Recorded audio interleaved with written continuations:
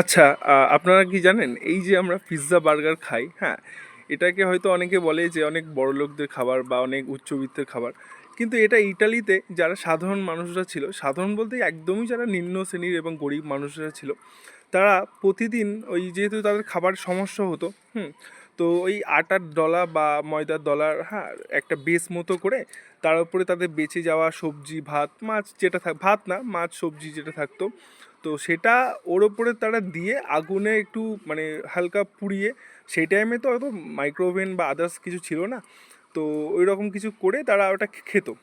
এবার ইটালিতে এটা দিনের পর দিন উনিশ শতকে চলতে থাকতো, 1900 শতকে।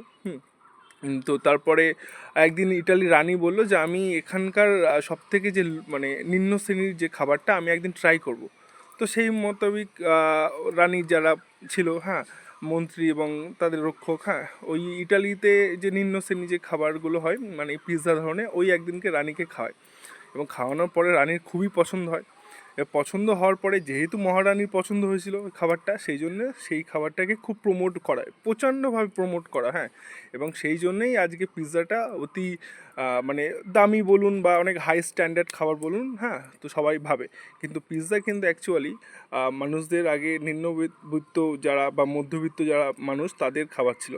তো এটা হয়তো অনেকেই জানে না, আমি এই গতকাল শুনলাম এটা, তাই আপনাদের সাথে শেয়ার করলাম। তো কেমন লাগলো জানাবেন অবশ্যই, এবং অবশ্যই বলার সময় ভুল ত্রুটি মার্জনা করবেন, অনেক সময় বলতে ভুল হয়ে যায়। তো এটাই বলার ছিল।